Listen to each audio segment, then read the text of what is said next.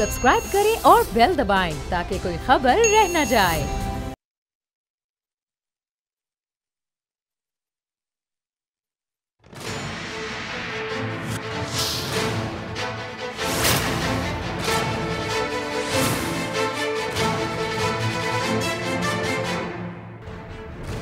अस्सलामुअलैकुम, मैं नूरुल आरफीन सिद्दीकी और आप देख रहे हैं मेरी जंग। बात कुछ ज़्यादा ख़ास नहीं है, लेकिन उमूमी समझ के ही सुन लीजिए कि न्यू रियासत मदीना में भी आवाम का इस्तेहसाल जारी है। वो दिल जो कौमी असम्बली में या कभी पब्लिक गैदरिंग्स में आवाम के लिए धड़का करते थे, अब उन्होंने धड़कना न सिर्फ बंद कर दिया बल्कि रिदाए बेहिसी इस तरह से तानी है कि उनके लबों पर पड़ा हुआ कुफ्ल किसी तरह से टूटने का नाम ही नहीं लेता। आज इस वक्त पेट्रोल पर 35 रुपये 55 पैसे टैक्स वसूल किया जा रहा है। डीजल पर टैक्स वसूली की शरह 46 रुपये 28 पैसे है। यह आदाद शुमार वजारत तवानाई ने सेनेट में बाकायदा तौर पर बाज़ाब्ता तौर पर जारी किए। आपको याद आ गया होगा कि कौन कौन था, वो कौन कौन से दुखी दिल हैं कि जो आवाम के लिए कभी धड़का करते थे कि हाय आवाम का कचूमर निकाल दिया, आवाम को मार दिया, इतना टैक्स तो दुनिया में कहीं नहीं होता जितना आवाम से लिया जा रहा है। और अब उनकी नाक के ऐन नीचे ये कार खैर पूरी धूमधाम से अंजाम दिया जा रहा है, लेकिन मजाल है कि जो कुछ कहा जाए। हफीज़ शेख साहब जो हैं वो बदस्तूर साबका अदवार का रोना रोने में मगन हैं, बल्कि बढ़ चढ़ कर रोना रोने में मगन हैं। आज कौमी असम्बली में भी खूब रोए पीटे IMF के खसाइल बयान फरमा रहे थे। मौसूफ बता रहे थे कि IMF कितनी अच्छी बला है। कह रहे थे कि वो लोग जिन्होंने कभी दूर से भी IMF की बिल्डिंग को नहीं देखा, वो IMF को कोस रहे हैं। आप भी ठीक मदद कर रहे थे। पाकिस्तान में आप भी तो सिर्फ चार्ज लेने आते हैं हुजूर, वरना आप भी पुल के उसी तरफ पाए जाते हैं। आप अगर उनकी तारीफ ना करेंगे तो क्या मैं करूँगा। बता रहे थे कि रज़ा बाकर ने किस तरह से कुर्बानियों का बाप दे करके पाकिस्तानियों को अपना जो है वो गर्विदा कर लिया। बता रहे थे कि उन्होंने इतनी लेविश लाइफस्टाइल, इतनी ज़बरदस्त नौकरी, इतनी भरपूर सैलरी महज पाकिस्तान के लिए छोड़ी। हुजूर ये डायलॉग हमने आज से पहले भी कई मरतबा सुना है। ये कहानियाँ, ये लंतरानियाँ हम पहले भी बहुत दफ़ा सुन चुके। पूछना ये था कि क्या मौसूफ फी सबीलिल्लाह ही काम चला रहे। और जैसा कि आपने कहा कि वो सब कुछ कुर्बान करके आए, ये तो जब आप कुर्बान हो जाएंगे, मेरा मतलब है कि जब आप जाएंगे तब पता चल जाएगा कि रज़ा बाकर और आप हमें कितने में पड़े। लेकिन ख़बर यह है कि इमरान खान, मेरे मोहतरम वज़ीर आज़म साहब फरमाते हैं कि मीडिया पर आकर लोग इमरान खान को कुछ भी कहें, लेकिन कोई इंसान आपको जलील नहीं कर सकता, क्योंकि इज़्ज़त और रिज़्क़ अल्लाह के हाथ में है। दुरुस्त इरशाद फरमाया, सिर्फ थोड़ी सी एडिशन करना मकसूद है। इज़्ज़त, ज़िल्लत, ज़िंदगी, मौत, रिज़्क़ सब कुछ मेरे रब के हाथ में है। फरमा रहे थे कि करप्शन और माफियाज से तंग आवाम PTI को अपना निजात दहिंदा समझती है। नो कमेंट्स, इससे ज्यादा तबसरा इस पे हो ही नहीं सकता। सिंध का रुख करेंगे जहां कुत्ते बेकाबू हैं और बिलावल साहब को IMF की पड़ी है। कराची में, पूरे सिंध को तो आप छोड़िए, कराची में हाल यह है कि सिर्फ कराची में यौमिया 150 से जायद यानी 160 सरगजीदगी के केसेस रिपोर्ट हो रहे हैं। और ये केसेस भी आपको सिर्फ सिविल और जिना और अब्बासी अस्पताल के आदाद शुमार के मुताबिक बताए जा रहे हैं। जो प्राइवेट मेडिकल इंस्टीट्यूशंस हैं उनके आदाद शुमार इसमें मौजूद या शामिल नहीं है। बताता चलूँ कि साल 9 में सरगजीदगी के 1155 वाक़यात रूनुमा हुए, जबकि गुज़िश्ता साल सिंध में रेबीज़ के सबब ज़्यादा नहीं सिर्फ 24 हलाकतें हुई। मुराद अली शाह सरकार का आप जानना ज़रूर चाहेंगे कि वो इस वक्त कहाँ है। वो अल्हम्दुलिल्लाह वज़ीर आला हाउस में क़ैद है। सुम्मा अल्हम्दुलिल्लाह, अल्लाह ताला उनके इक़्तिदार को तूल दे। अवाम की तो खैर है, अवाम एक मरेगी तो दो आ जाएंगे वोट डालने के लिए। और फिर अल्लाह का शुक्र है भुट्टो भी तो ज़िंदा है, अल्लाह ताला उसे ज़िंदा रखे। अवाम मरते हैं तो मर जाएँ। अज़रा पेचूहू साहिबा के इक़्तिदार का सूरज जो है वो अल्लाह का शुक्र है सवा नेज़े पर चमक रहा है, क्योंकि फुप्पू जान है। कुत्तों के फ़ज़ाइल ये हुकूमत बताने हमें इक़्तिदार में आई है। कुत्तों के हुकूक़ हमारे प्रोग्राम में मुतअद्दिद पीपल्स पार्टी के रहनुमा बता भी चुके हैं कि कुत्तों के किस तरह से इंसान के ऊपर जो है वो हुकूक़ हैं, हमें किस तरह से उनके फ़राइज़ की अंजामदही करनी चाहिए होती है। अज़रा पेचू साहिबा इसलिए नंबर ले गई हैं क्योंकि एक तो वज़ीर सनत हैं, दूसरे सबसे बड़ी बात कि फप्पू हैं, और तीसरी बड़ी बात कि ये हमेशा कहती रहती हैं कि बच्चे आवारा कुत्तों को पत्थर ना मारें। मैडम ज़रा देख लीजिए, मेरा तो ख्याल है कि आवारा कुत्तों को पत्थर मारने दें, कहीं ऐसा ना हो कि कहीं इधर उधर रुख कर लिया पत्थरों ने तो फिर बड़े मसाइल हो जाएंगे। बिलावल साहब की अलबत्ता अगर ख़बर ली जाए तो विफाक से नाखुश हैं, अलबत्ता फुप्पू जान की तरफ सब टनाटन। नैब एक मरतबा फिर अंगड़ाई लेकर के जाग उठा है। शहबाज शरीफ के खिलाफ एक मरतबा फिर अरबों रुपए के केसेस का भांडा फोड़ दिया गया है। अगले माह रेफरेंस का शौक भी पूरा किया जाएगा और उससे इंशाल्लाह अगले माह उनको बाज़ाब्ता तौर पर बरी भी कर दिया जाएगा और उसके बाद यही होगी नैब और मैं निकालूंगा ऐब। ये पहली बार नहीं जब इस तरह की शेखी बघारी गई है नैब की जानिब से। हर मरतबा यही होता है कि नहीं छोड़ेंगे, अब तो पकड़ लिया, ये है मनी ट्रेल, इसको इधर लाओ, इसको अंदर ले जाओ, और हर मरतबा कुछ भी नहीं निकलता। अदालत में जाकर के जो सुबकी होती है वो अलग और जमानत होती है वो अलग। एक मरतबा फिर LNG केस में शाहिद खाकान अब्बासी के खिलाफ नया रेफरेंस दायर करने की मंजूरी दी गई है। सवाल मेरा ख्याल है फजूल सही है, जवाब भी दे ही सकते हैं। क्या इस बार नैब के हाथ कुछ आएगा? जाहिर है कि नहीं। इसी तरह के मौजूआत पर अपना दिल जलाने के लिए मेरे साथ मौजूद हैं फिरदौस द ग्रेट शमीम। पाकिस्तान तहरीक इंसाफ से इनका ताल्लुक़ है। शाजिया सुमरो साहिबा में ज्वाइन करेंगी, पाकिस्तान पीपल्स पार्टी की तर्जुमानी के फ़राइज़ अंजाम देंगी। और राना अरशद साहब पाकिस्तान मुस्लिम लीग नवाज़ से मेरे साथ मौजूद हैं। तमाम मोअज़्ज़िज़ मेहमानों को अपने शो में खुशामदीद कहते हुए हस्ब रिवायत हस्ब दस्तूर सरकार का रुख करते हैं। फिरदौस शमीम नकवी साहब हुज़ूर वाला, कैसे मिजाज हैं? अल्हम्दुलिल्लाह, आपकी दुआएं। ये तोहमत है सर, ये मुझे बताइएगा सर, वो बड़े बेचैन थे वो दिल जो अपोजिशन में आवाम के लिए मचला करते थे, धड़का करते थे, वो वजूद जो फुदका करते थे, वो पेट जिनमें मड़ोड़ उठता था आवाम के लिए। वो कहते थे कि हाय लूट लिया, मार दिया, करप्शन अगर हो तो यूँ होता है, हुक्मरान फलाना होता है, ढिमकाना होता है। रियासत में कभी इस तरह से नहीं हुआ किसी मुहज़्ज़ब मुल्क में कि पेट्रोल पर इतना इतना टैक्स लिया जाए। ये जो आदाद शुमार वजारत तवानाई ने चश्मकुशा इंकशाफात फरमाए हैं, पेट्रोल पर 35 रुपये 55 पैसे टैक्स, डीजल पर 46 रुपये 28 पैसे। सर ये मामलात किधर जाकर के रुकेंगे? क्योंकि हफीज़ शेख साहब या पाकिस्तान तहरीक इंसाफ का अगर रुख किया जाए तो वो पिछला वाला चोर था और उससे पिछला वाला डाकू कह के निकल जाते हैं। कुछ और फरमाएंगे आप, कोई नई बात?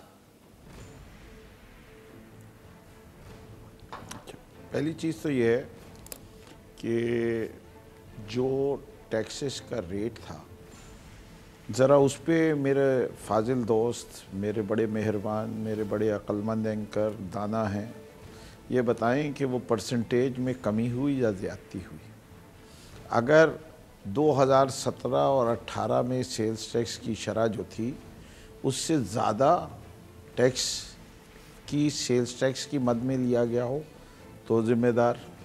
अगर पेट्रोल के ऊपर इंपोर्ट टैक्स जो है वो बढ़ाया गया हो तो आप पकड़िए। तो कहीं ना कहीं तो इस मुल्क को चलाने के लिए टैक्स तो चाहिए होगा। तो हम जिस वक्त जिस पैराए में आप बात कर रहे हैं उसके अंदर ये बता दूं कि हमें वो दौर की बात कर रहे हैं आप जब हम कहते थे कि 45% टैक्स लिया जा रहा है।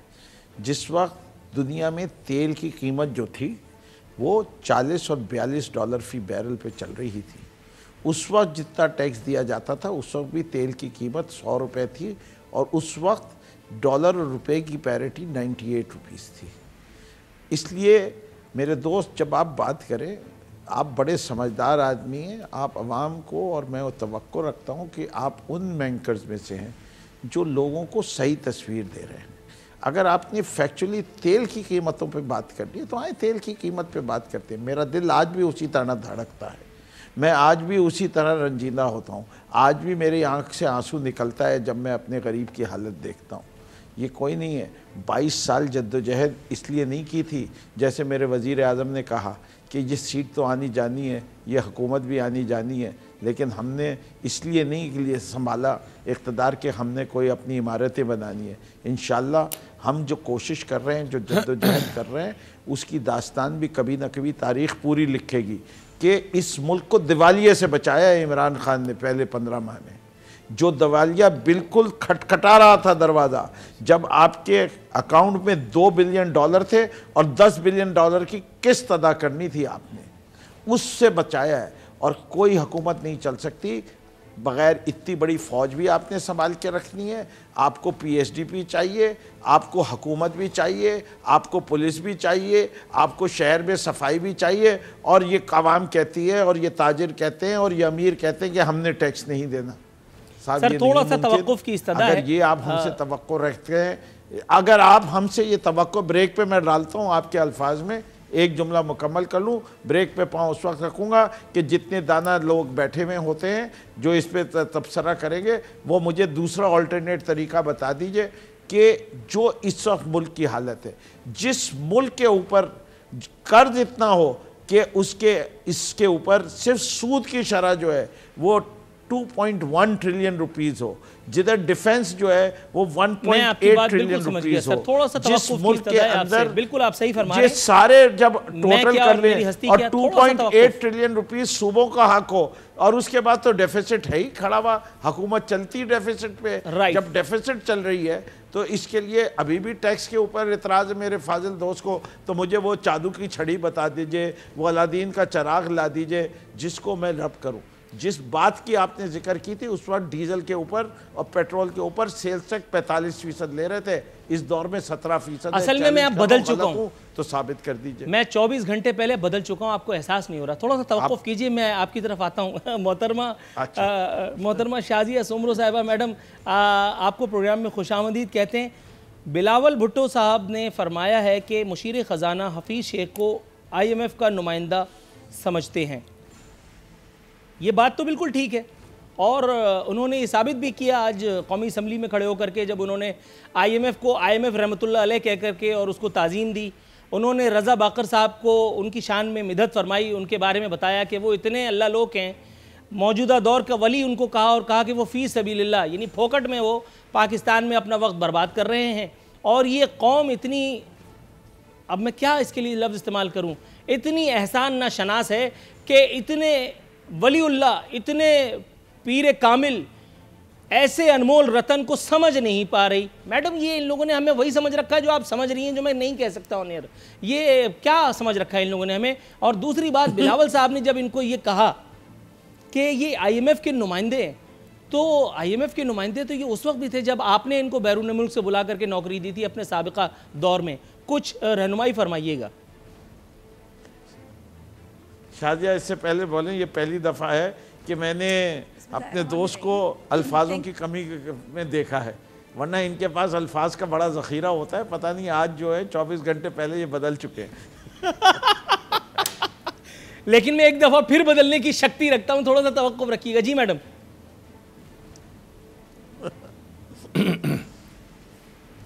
जी थैंक यू नूर आलफिन, आपने मुझे इनवाइट किया। और दूसरी बात ये है कि जितनी भी बातें आपने की हैं तो उसमें मुझे ये बता दें कि क्या बिलावल भुट्टो ज़रदारी साहब ने कोई बात गलत की है?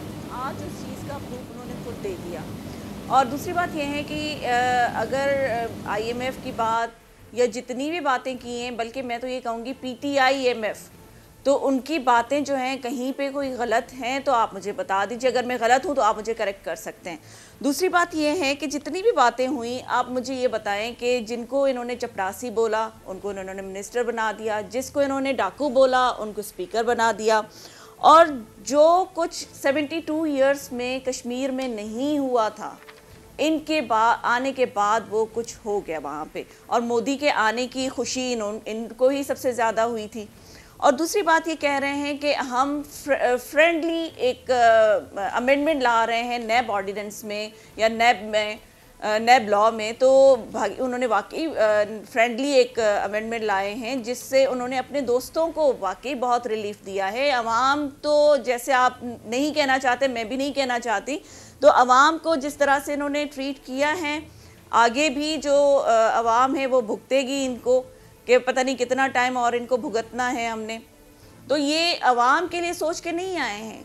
ये जो इनके आसपास लेफ़्ट राइट पे जो इनके ATMs चलते हैं इनके साथ, ये उनका सोच के आए हैं कि किस तरह से उनको और कहाँ कहाँ पे उनको रिलीफ देनी है, तो वो उनको ही रिलीफ दे रहे हैं। और दूसरी बात ये है कि अगर अवाम का दुख इनको अपोजिशन में बैठ के था, कंटेनर पे खड़े होकर जब ये वहाँ पे देते थे, स्पीच करते थे, बिल जलाते थे और सबकी जो है वो नकलें उतार रहे होते थे, तो क्या वो चीज़ें इनसे भूल गए हैं कि जिस तरीके की तरबियत इन्होंने अपने कारकुनों की, अपने लीडर्स की थी, या अपने जो अभी इनके लेफ़्ट राइट पे बैठे हुए लोग हैं उनकी की थी, तो वो सारी चीज़ें इनकी सामने आ रही हैं। अब पता नहीं अल्लाह मियाँ हमें माफ़ करे और कितना हमने इनको भुगतना है। एक तरह से ये कह सकती हूँ कि अल्लाह की तरफ से अजाब है, जो अल्लाह मियाँ हम किसी एक की तौबा कबूल कर ले और हम जल्दी इनसे जान छूट जाए हमारी, तो ज़्यादा बेहतर ही होगा, क्योंकि बहुत सारी चीज़ें हैं। मुझे एक बात बता दें नूर आरफीन, आप मुझे बताएं कि इतने दिनों में कोई एक प्रोजेक्ट ये गवर्नमेंट, प्रेजेंट गवर्नमेंट मुझे बता दे कि इन्होंने अपनी गवर्नमेंट में शुरू किया हो और वो ख़त्म करने का इरादा रखती हो। इनकी जो एक ही मेगा प्रोजेक्ट है BRT, जो ना तो ख़त्म होने का नाम ले रहा है, ना ही कोई इनकी कोई डेट है कि वो ख़त्म होगा। कुछ दिनों से हम सुन रहे थे कि फरवरी में ख़त्म हो जाएगा, जनवरी में ख़त्म हो जाएगा, लेकिन वो जनवरी फरवरी अभी आ ही नहीं रहे। और दूसरी बात ये है कि चाइना में 10 दिन के अंदर एक हॉस्पिटल बन सकता है, इनका 10 सालों में एक BRT नहीं बन सकता। और इनके जो लोग हैं, थोड़ा सा तवक्कुफ की इस्तदा है, आपने यकीन जानिए ये बात कह करके कोऑर्डिनेशन इतनी नहीं है। बिल्कुल बिल्कुल बिल्कुल आपने दुरुस्त फरमाया आपने। चाइना में आपने बिल्कुल बरहक कहा। मैं, आप यकीन कीजिए, आपकी ये बात जो है वो मेरी आंखों में आंसू आ गए। चाइना में 10 दिन में हॉस्पिटल बन गया, वाकई आपने बिल्कुल दुरुस्त फरमाया। लेकिन मैं ये सोच करके कंफ्यूज आ रहा हूँ कि पीपल्स पार्टी का तीसरा दौर इख्तिदार है, दूसरा, और कराची में एक बस नहीं चला पा रहे, पता नहीं किसने रोक रखा था। मैं थोड़ा सा आपकी तरफ आता हूँ मैडम, थोड़ा सा तवक्कुफ की इस्तदा है। राना अरशद साहब के पास जाऊंगा। राना अरशद साहब हुजूर वाला प्रोग्राम में शिरकत पर आपके तो ये भी आप बताएं ना कि जहां पे फेडरल गवर्नमेंट ने यकीन कीजिए मैं बहुत कुछ बता सकता हूँ, लेकिन मैं बदल गया हूँ। मैं आपसे कह रहा हूँ मैं बदल गया हूँ, और मैं इसी बदलाव के साथ मैं राना अरशद साहब के सब्र को आजमाने जा रहा हूँ। सर सवाल तो पूछ लेने दें, ऐसी क्या जल्दी है? सर ये मुझे बताइएगा, ये शहबाज शरीफ साहब फरमा रहे थे कि मईशत की गाड़ी को अंधे ड्राइवर की तरह उल्टा चलाया जा रहा है। तो सर जनरल नॉलेज का सवाल ये कि इस गाड़ी में से, चलती गाड़ी में से कूद करके मुल्क से बाहर भागने के लिए क्या हमने कहा था? कुछ फरमाइए। बिस्मिल्लाहिर्रहमानिर्रहीम। नूरुल्लाह आरफीन सिद्दीकी साहब, मैं आपका इंतहाई मशकूर हूँ और आप माशाल्लाह बड़ी फ़हम फ़रासत रखते हैं। गुज़ारिश ये है कि जो गाड़ी तो रिवर्स हो ही रही है और ड्राइवर आंधा है, और ड्राइवर ने ख़ुद तो दरिया बुर्द होना, लेकिन वो 22 करोड़ आवाम को ये फरमा रहे हैं कि कब्र में सुकून मिलता है। तो मेरे भाई वो तो सबको पता है, सब मुसलमान हैं कि कब्र में खाली हाथ जाना है और अल्लाह ताला सबको सुकून अता फरमाए। इशू ये है, जब 19 जुलाई 2019 को शहबाज शरीफ साहब ने कौमी असम्बली में बतौर अपोजिशन लीडर ये बात कही थी हुकूमत से कि 100 तहफ़्ज़ात रखने के बावजूद हम मसाके माशियत करने के लिए तैयार हैं ताकि डॉलर की उड़ान को पकड़ा जाए, महंगाई और आम आदमी को रिलीफ दें। तो नूरुल आरफी साहब, हमें ताने मिले कि ये NRO मांग रहे हैं। खान साहब, हमें NRO तो आप ना दे सकते हैं, ना आप देने की कैपेसिटी में है। तो आज फरमाएं कि आज पंजाब के गोदामों से गंदम उठाकर कौन ले गया और आउट ऑफ कंट्री एक्सपोर्ट भी हो जाती है। आज आटा जो यहाँ पर 1300 रुपये मन गंदम ली गई, तो आज 2300-2400 रुपये की मन गंदम यहाँ कैसे जुर्रत हुई? आप मुल्क के वज़ीर आज़म हैं, आप कौम को बताएं। और चीनी मुझे बताएं भाई, 31 मई 2018 को यही 48 रुपये किलो थी, तो आज लाहौर में 88 रुपये किलो चीनी कैसे हो गई? इसका जवाब तो जो ख्वाजा आसफ साहब ने बात की, ATM मशीनें ही उसका जवाब दे सकती हैं। लेकिन खान साहब कहते हैं मलेशिया में जाकर के माफियाज। खान साहब, आप मुल्क के वज़ीर आज़म हैं, आप मेहरबानी फरमाएं उन माफियाज को पकड़ें और चीनी जिसकी शुगर मिल में गोदामों में है आप ले लें, लेकिन गुजारे ये है अवाम किधर जाए। आज चने की दाल आपके यूटिलिटी स्टोर में रेट क्या है 167 रुपए, आम रेट जो है वो 155 और 60 है। खान साहब के यूटिलिटी स्टोर में चने की दाल महंगी है। राइट सर, अब खान साहब भी बता सकते हैं तवक्कुफ की इस्तदा है, ये पहले सा हो गया है। जरा थोड़ा सा हम खाने पकाने से बाहर आए, कुछ और मौजूद है जिनका अहाता करना भी बाकी है, लेकिन यहाँ वक्त हुआ एक कमर्शियल ब्रेक का।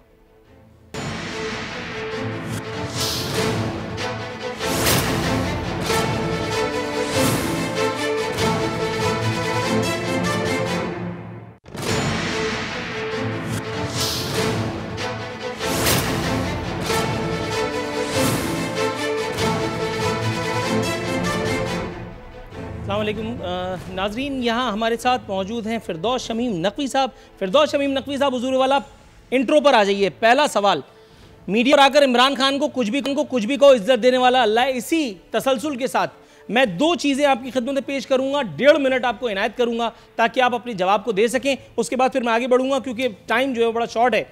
अयाज अमीर साहब लिखते हैं दौरे पीटीआई में मसला बका का है, ये आर्टिकल है, लिख रहे हैं जहां तक इमरान खान साहब का ताल्लुक है तो लगता है कि हुक्मरानी की सलाहियत से बिल्कुल फारिग हैं। बड़े क्रिकेटर रहे होंगे, शौकत खानम बनाया होगा, लेकिन अब तो हुक्मरानी की सीट पर बैठे हुए हैं। देखना तो हमने ये है कि इसके काबिल कितने हैं, लेकिन जो रिकॉर्ड हमारे सामने है उससे तो पता चलता है कि हुक्मरानी इनके बस का रोग है ही नहीं। इस हवाले से तो बिल्कुल पैदल हैं, लेकिन भुगतना कौम को है और कौम खूब भुगत रही है। सर शुक्रिया। इमरान खान नामी आर्टिकल में सलीम साफ़ी साहब लिखते हैं लोग बावर करा रहे थे कि इमरान खान पाकिस्तान को मलेशिया बना देंगे, जबकि मुझे खदशा था कि वो इसे अफगानिस्तान बनाएंगे। बहरहाल भारी कीमत देकर इमरान खान को वज़ीर आज़म बना दिया गया और मुल्क का हुक्मरान बने उनको 1.5 साल का अरसा बीत गया। मैं उनका तहे दिल से मशकूर हूँ कि इस मुख्तसर अरसे में उन्होंने मुझ पर इतना बड़ा एहसान किया कि उनके और उनके हामियों के हाथों लगाए गए मेरे दिल के सारे ज़ख्म मुंदमिल हुए। उनको मसीहा साबित करने वाले आज शर्मिंदा घूम रहे हैं, जबकि अल्हम्दुलिल्लाह मुझे कोई निदामत नहीं। हुजूर आप जो हैं दोनों बड़े काबिल और फाजिल लोग होंगे और नक़ाद भी हैं, और ख़बर वो बिकती है जो अच्छी नहीं होती, और जो अच्छी बातें हैं, जो बेहतर काम हो रहा है उसकी तरफ शायद उनकी तवज्जो नहीं है। मैं अगर उसकी याद कराऊँ तो पहली बात तो ये है कि सबसे पहले मुल्क को डिफ़ॉल्ट से बचाना एक बहुत बड़ा कारनामा है, वरना जो इस मुल्क की मईशत जिस हाल में छोड़ के गए थे लोग, उसको किसी भी इकनॉमिक एनालिसिस से बैठ के बात करा लें, शायद इन दोनों ने इकॉनमी पढ़ी नहीं है। दूसरी, ये पूरी एक माफिया क्या नहीं, ये पूरा जो दलदल है इसमें, जिसमें करप्शन में मुलव्विस इस मुल्क के ताकतवर लोग मुलव्विस हैं, और जिस मुल्क में आटे में नमक के बराबर इन ताकतवर लोगों में ईमानदार लोग हैं, इस निज़ाम के ख़िलाफ़ जब जंग लड़ी जाएगी तो इस किस्म के बहुत सारी मुज़ाहमतें जो हैं इमरान खान को पेश होंगी, और वो इस जिहाद में पूरे तौर पे तैयार हैं हिस्सा लेने के, और हम उनके सिपाही हैं, हम उनके साथ खड़े हुए। और मैं आपको यकीन दिलाता हूँ कि ये कुछ भी कहते रहें, नियतों का हाल अल्लाह जानता है। ना हमारा कोई कारोबार है, ना हम कारोबार में यकीन रखते हैं, ना हम अपनी जेबें गर्म करने आए हैं, और ये वक्त साबित करेगा जब भी आएगा कि हम सुरखरू भी होंगे। ये जितनी कीचड़ आ रही है इसमें जनरल करप्ट, इसमें जज करप्ट, इसमें ब्यूरोक्रेट करप्ट, ये सारे करप्ट लोग जितने हैं वो नहीं चाहते कि कोई ईमानदार शख्स इस मुल्क में हुकूमत में रहे, और उसकी वजह से ये बहुत दुश्वारियां पैदा कर रहे हैं। थोड़ा सा तवक्कुफ की इस्तदा है। मैडम शाजिया, ये मुझे बताइएगा, बिलावल साहब जमहूरियत की फ़िक्र में घुले चले जा रहे हैं। मैडम कराची में कुत्ते बेकाबू हो गए, सिंध में कुत्तों ने काट के बुरा हाल किया हुआ है। मैंने बताया 1155 सालिनों में वाक़यात हो चुके हैं। गुज़िश्ता साल, ये सिर्फ कराची की बात हो रही है, गुज़िश्ता साल सिंध में रेबीज़ के सबब 24 हलाकतें, सॉरी हाँ सिंध की बात हो रही है, बिल्कुल ठीक है। गुज़िश्ता साल सिंध में रेबीज़ के सबब 24 हलाकतें हो चुकी हैं। आज़रा पेचू साहिबा जो है वो कहती है कुत्तों को देख करके पतली गली पकड़ लो, उनको मारो नहीं।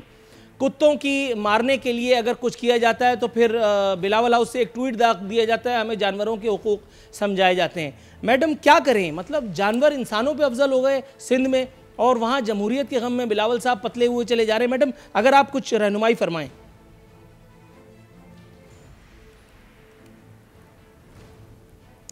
देखिए सिद्दीकी साहब, आप बहुत ज़्यादा अच्छे एंकर हैं। मैं आपकी तारीफ़ में तो कुछ ज़्यादा नहीं कह सकती, आपको अपना ज़्यादा पता होगा।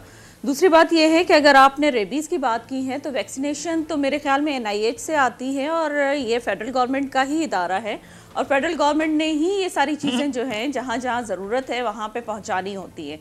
और अगर आपने बात कर ही ली है तो मुझे ये बोलने में ज़्यादा प्रॉब्लम नहीं होगी कि अगर हम लोग रेबीज़ की बात कर रहे हैं तो फिर हमें वो पोलियो की भी बात करनी चाहिए, हमें डेंगू की भी बात करनी चाहिए और रिसेंटली जो कोरोना वायरस आया हुआ है उसके लिए भी मुझे बात करनी है कि हम लोगों ने यहाँ पे क्या मेजरमेंट्स किए हैं, क्या हमने प्रिवेंशन के लिए किया है, क्या हमने अवेयरनेस प्रोग्राम चलाए हैं कि जो जिस तरह से वो फैल रहा है और जो बच्चे पाकिस्तानी स्टूडेंट्स वहाँ पर हैं, चाइना में हैं, उनके लिए हमने क्या इकदाम किए हैं, उनके बारे में अभी रिसेंटली उन पे बात करनी चाहिए। जो मुझे लगता है इस पे ज़रूरी है बात करना और उन पेरेंट्स से आप पूछ लें जिनके बच्चे इस वक्त उनसे दूर हैं और एक मुश्किल वक्त में फंसे हुए हैं, हमें उनके लिए ज़रूर बात करनी चाहिए। और डॉक्टर ज़फ़र मिर्ज़ा अगर हर रोज़ जाते हैं और एयरपोर्ट का चक्कर लगा के आ जाते हैं, मुझे सिर्फ इतना बता दें कि वहाँ पे कौन सा ऐसा इंस्ट्रूमेंट या कोई ऐसी टेक्नोलॉजी उन्होंने वहाँ पे रखी है जिससे कोरोना वायरस का जो है वो आइडेंटिफिकेशन होगी और उसके ट्रीटमेंट के लिए उन्होंने क्या इकदाम किए हैं कि वहाँ पे पेशेंट को किस तरह से ट्रीट किया जाएगा और आइसोलेशन वार्ड्स जो है वो उन्होंने कहाँ आपकी बिल्कुल समझ में आने वाली है। लेकिन ये इतने रिसर्च करके प्रोग्राम करते हैं तो प्लीज मेरी भी आप रहनुमाई कर दें कि इस सारी चीज़ों में आप मेरी भी रहनुमाई करें, क्योंकि मुझे इस वक्त उन बच्चों की ज़्यादा फिक्र है जो चाइना में फंसे हुए हैं और उन लोगों की फिक्र ज़्यादा है जो इस वक्त पाकिस्तान आ रहे हैं। तो ये चीज़ें जो हम पहले ही चीज़ों पे कंट्रोल नहीं कर पा रहे हैं तो जो नई आने वाली मुसीबत है उसका हम फेस कैसे कर सकते हैं। मैं आपकी बात समझ गया, बिल्कुल आपने दुरुस्त फरमाया कि जो उस वक्त वहाँ पे फंसे हुए लोग, जाहिर है कि उनको, जाहिर है आपने दुरुस्त सिम्त में निशानदेही की है, लेकिन इसका मतलब ये कि अगर मैं आपके जवाब को सम अप करूँ एक जुमले में तो आप ये फरमा रही हैं कि सिंध में कुत्ते के या कराची में कुत्ते के काटे के वाक़यात की जिम्मेदारी जो है वो प्रिंसिपली वफाक पर आयद होती है। मैं सही समझाऊँ आपके जवाब को? देखें, वैक्सीनेशन, कुत्ते के काटने की बात अगर आपने की है तो उसकी ट्रीटमेंट जो है वो सिर्फ रेबीज की वैक्सीनेशन है और वैक्सीनेशन जो है मेरे ख्याल में NIH के थ्रू ही आती है। Right ma'am, got your point. Madam break पर जाना है, मुझे थोड़ा सा आपसे तवक्कुफ की इस्तदा है। मैडम तो मुझे आप बता दें कि अगर यहाँ पे फेडरल गवर्नमेंट सपोर्ट नहीं करेगी, मैडम थोड़ा सा आपसे तवक्कुफ की इस्तदा है। मैं राना अरशद साहब के पास जाना चाहूंगा। राना अरशद साहब, हुजूर नैब एक मरतबा फिर एक्शन में आए। हुजूर नूर आरफीन साहब, असल में फेडरल गवर्नमेंट ने सर नैब बुलवाने में जरा थोड़ा सा तवक्कुफ कीजिए। राना अरशद साहब तैयार बैठे। आपने ठीक फरमाया, सिंध में कुत्ते कम नहीं हो रहे हैं, उसकी बड़ी जिम्मेदारी फेडरल गवर्नमेंट की है। नैब के चेयरमैन ने चंद हफ्ते फरमाया था कि हवाओं के रुख बदल रहे हैं। फिर नैब के चेयरमैन साहब हमारे लिए बड़े काबिल एहतराम हैं कि वो मुस्लिम लीग नून के वुज़रा के खिलाफ तो रेफरेंस ला रहे हैं, वो शाहिद खाकान अब्बासी के खिलाफ तो रेफरेंस लाते हैं कि वो एक ऐसा वज़ीर आज़म है कि जो सादगी के लिहाज से और टैक्स पे करने के लिए गवर्नमेंट को गालबन वो चौथे या 5वें नंबर पर हैं और शाहिद खाकान अब्बासी गिरफ्तार हैं जो पहले वज़ीर आज़म थे इमरान अहमद खान न्याई साहब से। और अब खान साहब को भी देखना होगा कि जो BRT पेशावर में है उसको तो नैब नहीं पूछेगा, बिलियन ट्रीज को नैब नहीं पूछेगा, आलम जब्बे वाले केस को तो नैब नहीं पूछेगा, और खुसरू बख्तियार साहब हों या महमूद खान साहब हों, नैब को चाहिए वो इन्वेस्टिगेशन करे। लेकिन मैं समझता हूँ कि हमजा शहबाज शरीफ को भाई 8 माह हो गए गिरफ्तार हुए, ख्वाजा साद रफ़ीक को 14 माह हो गए गिरफ्तार हुए, भाई कौन इंसाफ करेगा? इंसाफ तो होना चाहिए। लेकिन चेयरमैन नैब का फरमान था कि हुक्मरानों को, हुकूमती वुज़रा को इसलिए नहीं पूछ रहे कि ये हुकूमत कमज़ोर हो जाएगी, ये गिर जाएगी, इसलिए मैं अर्ज़ करना चाहता हूँ इत्साब होना चाहिए, इत्साब क्रॉस द बोर्ड होना चाहिए। लेकिन यहाँ पर तो अपोजिशन को अगर बोले मुकदमा दर्ज, अगर हमने महंगाई पर एहतजाज किया है और कल एहतजाज किया है, परसों किया है, आज किया है, तो आज हमारे साबिक़ वुज़रा के ख़िलाफ़ फाइलें खुल चुकी हैं। इसलिए मैं अर्ज़ करना चाहता हूँ कि रियासत मदीना के जो दावेदार हैं उनको चाहिए कि अल्लाह ताला की मखलूक के साथ इंसाफ के तकाज़े पूरे करें। उनको माफियत नज़र आते हैं, लेकिन माफियत तो उनके दरमियान उनके वुज़रा की टीम में बैठे हुए हैं, जो शुगर माफिया भी है, जो आटा माफिया भी है और जो फर्टिलाइज़र माफिया भी है। और मैं समझता हूं कि अब IMF के साथ जो मुज़ाकरात कर रहे हैं, नए टैक्स लगाने के लिए सोच विचार हो रही है। बिजली महंगी, गैस महंगी, हत्ता कि जीना भी महंगा हो गया। इसकी जिम्मेदार तो इमरान खान साहब ही हैं, जो कहते हैं कि मेरी ये टीम FIR जो आपने काटी, इसी के साथ नहीं। यहाँ वक्त हुआ है प्रोग्राम में एक छोटे से ब्रेक पर जाने का। ब्रेक से कुछ और मौजूद है जिन पर गुफ्तगू फरमाएंगे।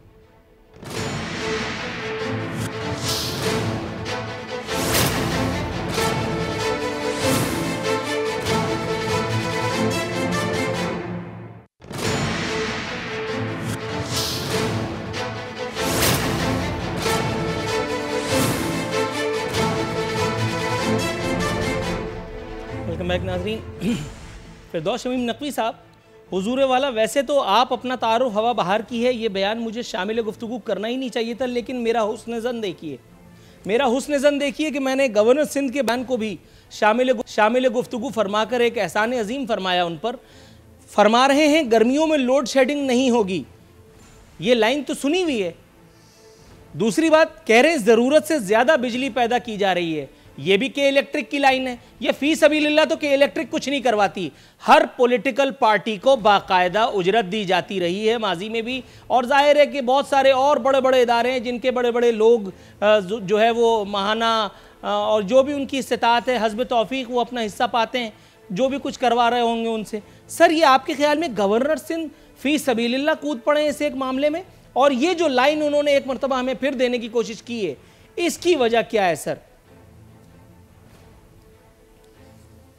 सर, वो तो आप गवर्नर सिंध से पूछेगा, लेकिन मैं जो ज़मीनी हक़ाइक़ हैं उससे आगाह करना चाहता हूँ आपको।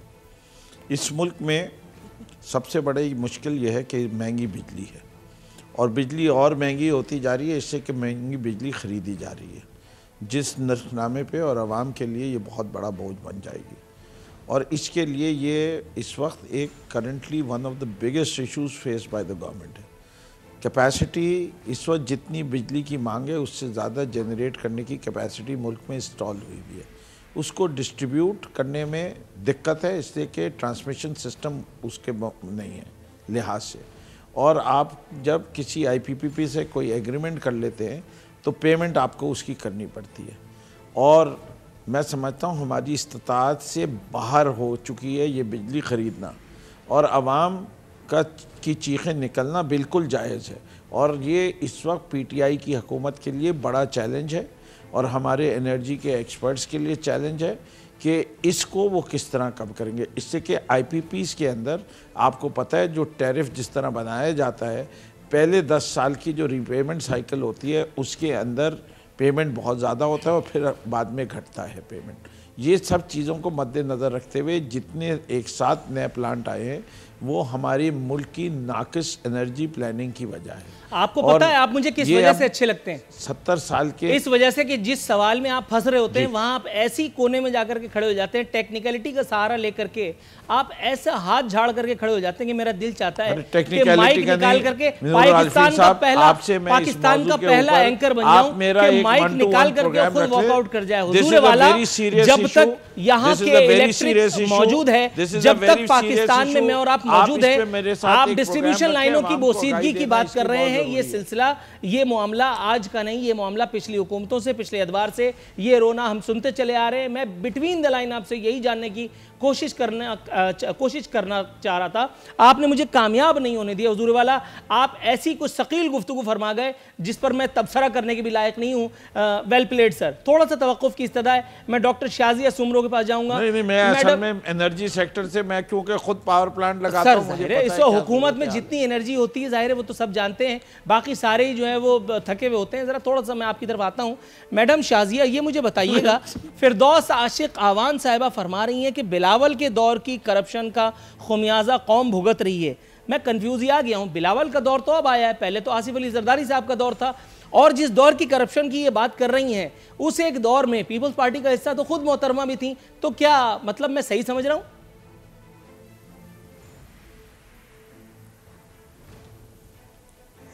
देखिए सिद्दीकी साहब, सबसे पहली बात तो ये है कि सिर्फ आप कंफ्यूज नहीं हैं, ये कौम भी कंफ्यूज हो गई है, और ये जो हुकूमत है ये खुद कंफ्यूज्ड है।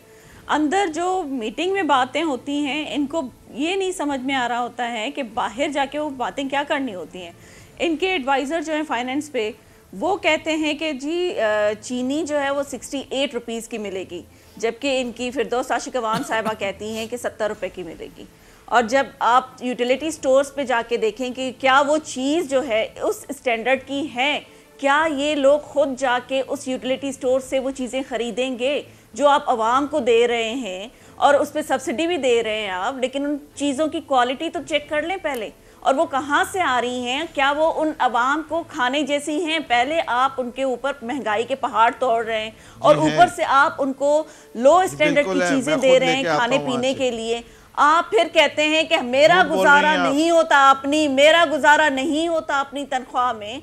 तो भाई आप उनसे पूछें कि जो डेली वेजर्स हैं या जो इतनी तनख्वाह करते हैं, उनको इतनी तनख्वाह मिलती है कि वो बेचारे बड़ी मुश्किल से जो है वो अपना गुजारा कर रहे होते हैं। क्या हम लोग, अगर आप देखें जो अभी एक ट्रांसपेरेंसी इंटरनेशनल रिपोर्ट एक आई है जिसमें इनकी चीखें निकल गई, फ़ौरन से उन्होंने रद्द कर दिया उस रिपोर्ट को, कि क्या हम लोग 117 से 120 नंबर पे नहीं आए हैं। नवाज शरीफ के ज़माने की ये लोग तो कहते हैं 22 साल जद्दोजहद करके फिर हम लोग आए हैं।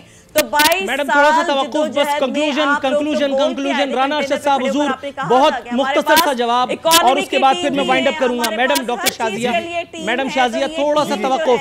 जी राना अरशद साहब शुरू हो जाइए, वरना मौका नहीं मिलेगा। नूरुल आरिफ साहब, मैं ये गुजारिश करूंगा भाई, हमारे दौर में तो स्टॉक एक्सचेंज भी 54,000 तक थी। मेरे भाई चीनी भी 48 रुपए थी, यूरिया की बोरी भी 1300 रुपए की थी। आज जो रियासत मदीना के लोग हैं, हकीकत में तो माशियत को तबाह करने वाला ये माफिया है जो हुकूमत में बैठा है। ये शेख हफीज़ अगर पार्टी में थे तो ये कहते हैं कि वो दौर गलत था, तो ये गलती की जो माँ थी ना, जो मैं समझता हूँ नानी होती है गुनाहों की, वो मिनिस्टर फाइनेंस ही थे। और यही शेख हफीज नामी शख्स है जो काव लीग में भी थे, जो पार्टी में भी थे और आज भी हैं। और मेरे भाई असाक डार के दौर में तो ये 98 तक भी डॉलर आया, आज 165 तक डॉलर लेके खुद खान साहब कहते थे कि डॉलर 1 रुपया महंगा हो तो प्राइम मिनिस्टर चोर होता है। और खुद आज खान साहब देखें भाई, डॉलर तो महंगा हुआ। नाज़रीन, इसी के साथ हमारे प्रोग्राम का वक्त खत्म होता है। फिरदौस शमीना अरशद साहब, मोहतरमा शाजिया सोमरो साहिबा, तमाम मुअज़्ज़िज़ीन का इंतहाई मशकूर हूँ कि हमारे शो के लिए वक्त निकाला। नाज़रीन, कल बशर्ते ज़िंदगी एक मरतबा फिर हाज़िर खिदमत होंगे। फ़ी अमानिल्लाह।